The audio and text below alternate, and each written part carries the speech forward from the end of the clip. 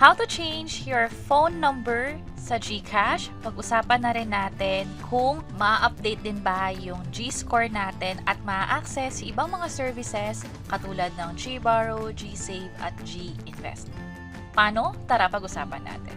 By the way, kung first time mo sa channel natin, gusto mo pa ng mga online tutorial videos katulad nito, please click the subscribe button. Kung sakaling gusto mong baguhin yung cellphone number mo sa GCash, ang unang kailangan gawin ay mag-register ulit. Bali sa pag-register, ilalagay mo na doon yung bagong number mo sa GCash. At mula doon, hihintayin mo lang yung OTP na ma-receive mo sa phone.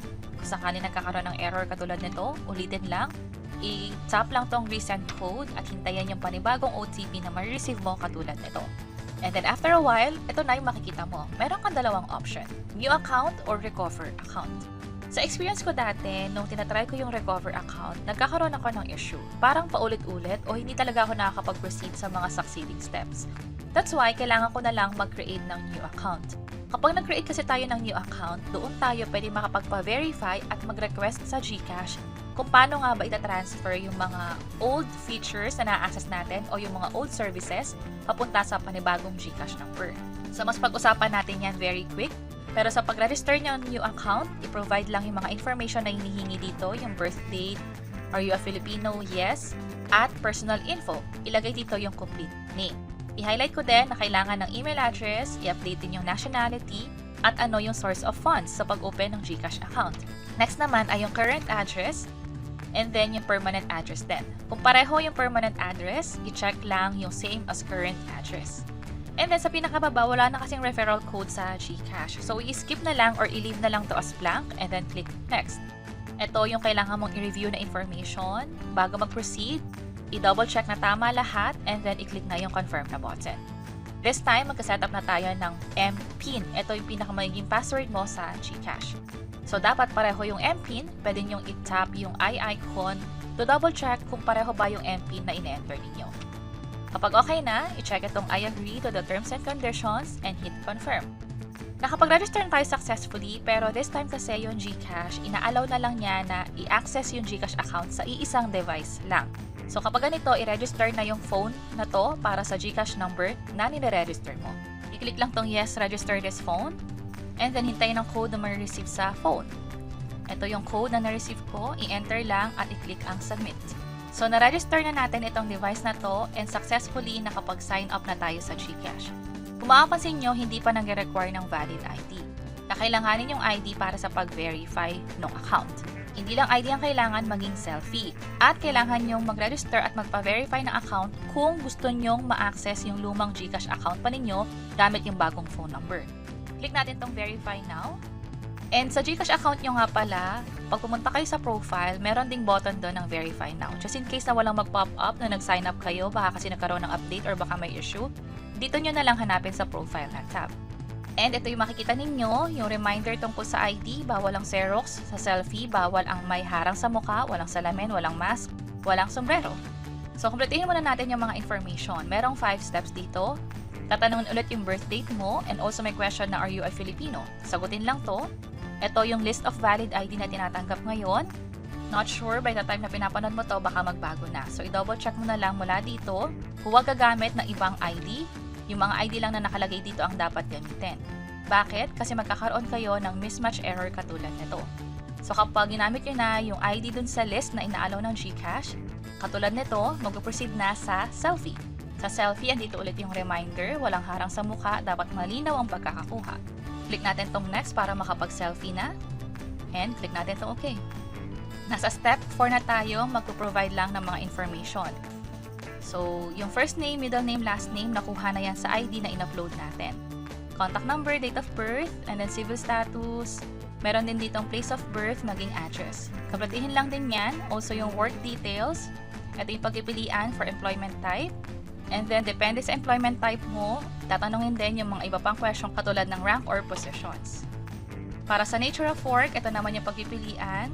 And then, source of funds. Tinanong din to during registration. And then, expected monthly transaction. Hindi naman kailangan na sobrang tama yung sagot dito. Basta pumili na lang ng tingin nyo yung pinakamagiging transaction ninyo. Estimate lang naman ito. And then, main purpose of opening this account. Ito yung pagpipilian. Pumili lang ng isa dito. Politically exposed person, ibig sabihin may kamag-anak ka ba or associated ka ba sa mga taong nakaupo sa gobyerno, mapa-local man or international. Sa akin, no. And then para sa final question, are you the actual owner of this account? Yes, ang sagot ko dyan.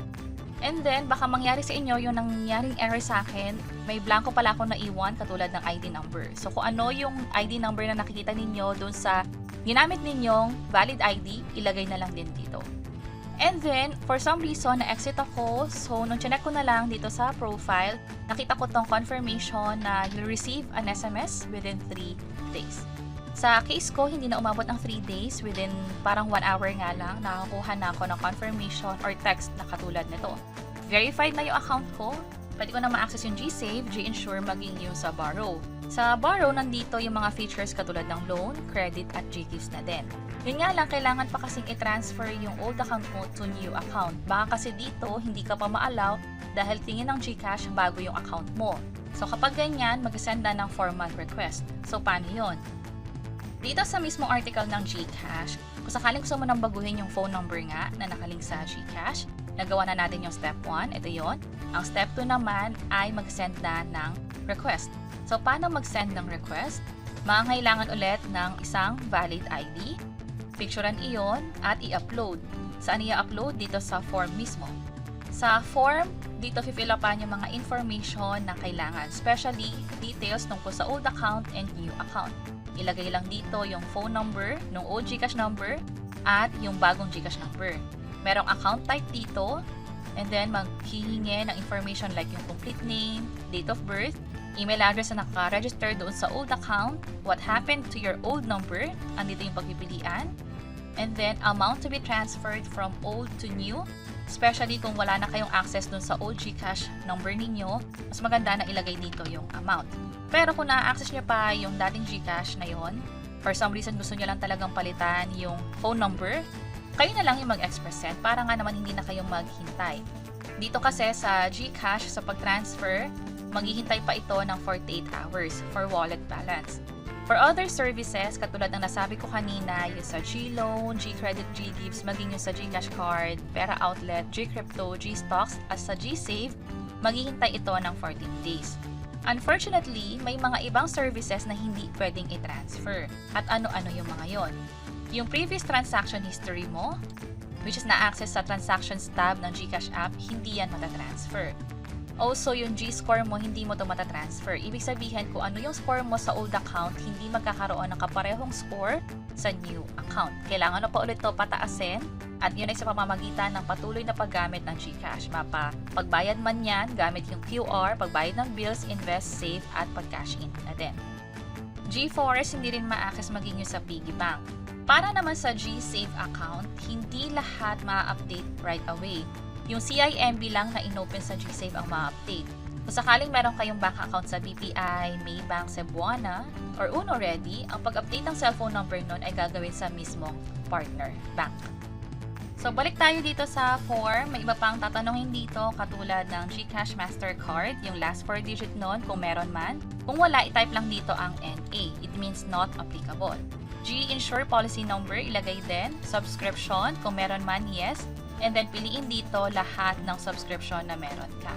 And then, dito sa bandang baba, i-click lang tong confirmation or declaration na naiintindihan or nag-agree sa mga clauses sa pag-transfer ng GCash account. And lastly, merong notarized affidavit. Pero para lamang ito sa mga non-fully verified old account at magka-transfer ng funds 1,000 pataas.